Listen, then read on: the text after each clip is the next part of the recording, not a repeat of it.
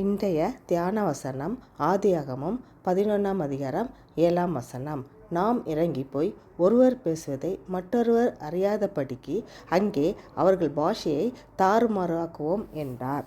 கர்த்தர் ஏன் பாஷையை தாறுமாறாக்கினார்?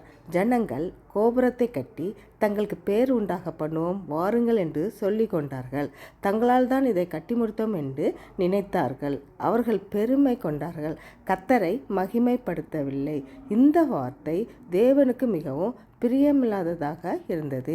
இதனால் கர்த்தர் ஜனங்களை வெறுத்தார். நம்முடைய வெற்றி மகிமை எல்லாம் நம்மால் வந்தது என்று நினைக்கக்கூடாது. துதி கனம் மகிமை எல்லாம் கர்த்தருக்கே செலுத்துவோம். எல்லாரும் கஷ்டப்பட்டு உழைக்கிறோம்.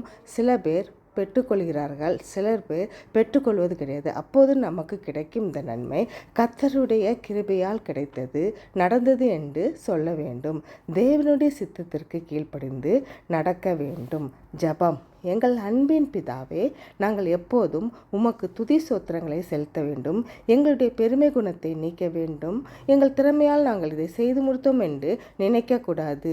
கர்த்தாவே, நீர்தான் எங்களுக்கு திறமையை கொடுத்தீர் என்று சொல்ல வேண்டும். எல்லா வெற்றியும் கர்த்தரால் வந்தது என்று சொல்லி துதிக்கும் கிருபையை தர வேண்டும்.